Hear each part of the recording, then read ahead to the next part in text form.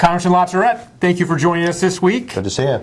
So, a couple of things I wanted to talk about. I wanted to start with an issue that we talked about a lot a few months ago and then seemed to go away for a while, and that's a question of tax reform, comprehensive tax reform. Dave Camp, the chairman of Ways and Means, is going to be unveiling his comprehensive tax reform package next week. Right. Talk to us a little bit about that, and more importantly, what are the prospects that any of this actually happens in this Congress? Well, in reverse order, comprehensive tax reform isn't going to happen this year in 2015. All right, that settles that. We're done. Yeah. We're done. And so the only question is, when do we pivot from Chairman Camp rolling out his vision for tax reform to some things that there is some sort of juice behind, and those are extenders. So the research and development tax credit, the wind energy tax credit, a whole host of things that need to be extended that have either expired or about to be expired. So you'll get some of those done. But comprehensive tax reform, you know, Dave Camp is term limited. He is done as the chairman of the Ways and Means Committee after 2014. His dance partner, Senator Baucus, has already left, and he's the ambassador to China, and so now we have Senator Wyden's been installed over there, and there's no way that the two parties can get together. But I think that Chairman Camp rolling out his plan next week is sort of an homage by the leadership to him, saying, we know you've worked hard on it. You should have your moment in the sun to sort of lay out what your vision is, and then they'll quickly kill it and move on to something else. Well, you mentioned Wyden, the new Senate Finance Chair, much more of your traditional Democrat, Absolutely. Not the kind of Max Baucus type. Yep. He's made it clear that he doesn't think comprehensive tax reform is going to happen. His focus is going to be on the extenders. Yep. But he did say something interesting, I thought, which was, let's wait and see where we are after the midterm. Do you think that kind of laying these out here now, these markers, maybe we'll have an opportunity in the final 2 years of an Obama administration to get something done on tax?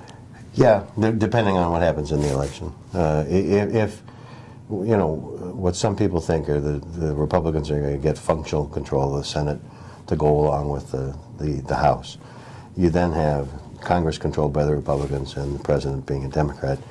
That's probably when some horse trading could occur if the parties were willing to engage in. Well, another issue that we haven't talked about before, but one that gets lots of attention here on the Hill and all across the country, question of regulatory reform. Yep. And we saw this week that the House is preparing to move legislation on regulatory reform. It's something I know they've been talking about a lot in the Senate. Talk to us about this issue.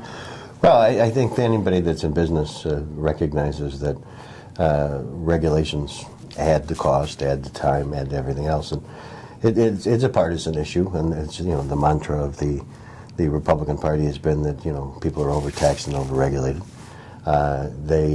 This administration has been called by some critics the most regulation-happy administration we've had in a very long time, and Democrats would point to the fact, well, we need regulations because of safety and the environment and a whole host of other things. So the package that the Republicans are put on the floor next week are basically going to streamline, create some transparency, proposed transparency to regulations, and it'll become sort of their rallying cry into the 2014 election. But it's not going anywhere. I mean, it'll have a very partisan vote total in the House, and the Senate won't even bring it up. Well, I also wanted to bring up real quickly 3 separate issues here and get your real quick thoughts on them. The first, President Obama, he hasn't unveiled his budget yet, but they announced this week that chain CPI wouldn't be a part of it. So clearly any talk of a grand bargain is dead. Talk to us quickly about that. Well, the grand bargain is dead, and so basically those of you that haven't followed this on a regular basis, there's chain CPI, which is a way that they recalculate the consumer price index for the entitlement program, Social Security, and so forth and so on, would be adjusted in a way, the president's proposal was it would be adjusted in a way that people would get less of cost of living increase on Social Security by the way that it's calculated. That was a red-hot issue for Democrats, and they couldn't believe, they felt betrayed by the president that he had actually put that in there when they're out there saying not one fair hair of our Social Security or Medicare. And so the Democrats had a retreat last week, the House Democrats, and the president went down to visit with them, and after they were done visiting with him, sent a signal on Thursday, this Thursday, that he's not going to include that calculation. Which again, so it's more about setting up the fall election. The Democrats didn't want to go into it with, on their rear flank, they had the president saying, "Yeah, we need to make some adjustments in Social Security." They want to campaign in the fall saying no adjustments to Social Security, no adjustments to Medicare, and cast the Republicans as people who want to end it, and Republicans want to go into the fall saying no tax increases, no revenue increases, and so they're both going to get their wish. It's not good for the country, but they're both going to get their wish. Well, another issue that I know Democrats have wanted to talk about, particularly going into the midterms, is the question of the minimum wage.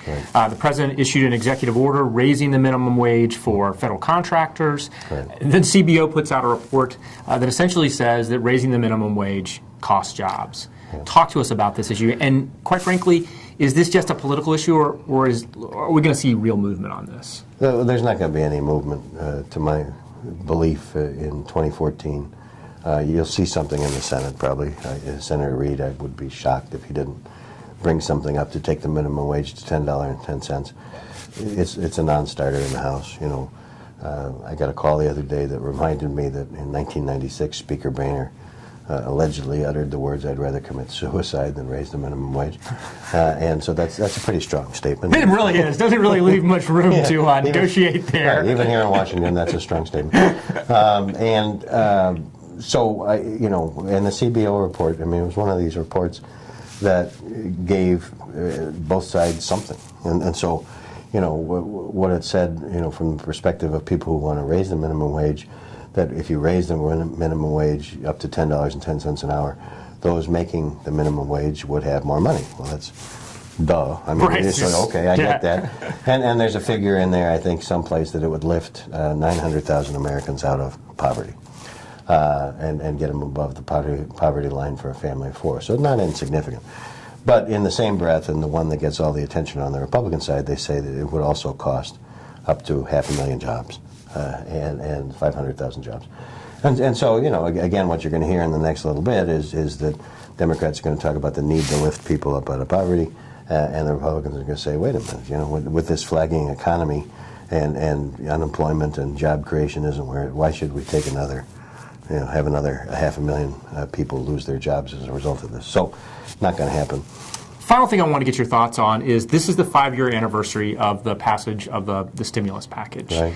It was a hotly debated issue at the time. Here we are 5 years later, and there still is a huge debate about how effective was the stimulus. Did it work? Did it help? Was it worth it? Talk to us a little bit about kind of the stimulus at 5 years. Yeah, well, full disclosure, when I was in the House, I voted against the stimulus because I felt that the focus was wrong, that the focus should have been more on activities. I felt there needed to be a stimulus, as did most Republicans and Democrats, but that the focus should have been on things that actually would lead to job creation rather than plussing up line items within the federal budget. But after it's passed, I would say it's still a mixed bag. I mean, it did some good things.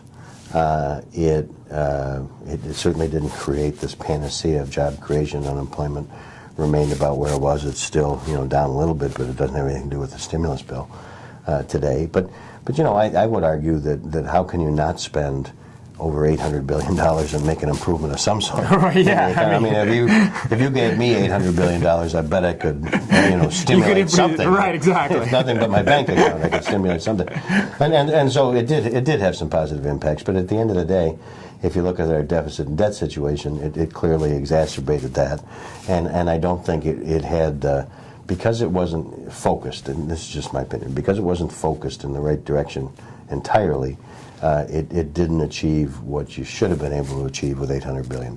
Do you think, last piece here, do you think that the experience of the stimulus and the kind of mixed bag of results from it have hurt the ability for advocates of increased infrastructure spending in general over the last few years? Because obviously we continue to have massive infrastructure issues in this country, and it doesn't seem to be something that a whole lot of people are jumping up and down at, let's throw some more money at it. No, and infrastructure obviously depends largely in this country on user fees, the gas tax, aviation landing fees and so forth and so on. And even though those aren't traditional taxes, they are being interpreted as taxes, and there's no appetite to increase that spending. And there's certainly zero appetite, if you're not going to raise the fees, to take money out of the general fund to pay for these infrastructure improvements. And so I do think the stimulus bill, as at least a failed experiment on that side, has led to the handcuffing of a lot of things that need to be done in this country. Well, once again, thank you for your time this week, Thank you, Congressman. sir. We appreciate it.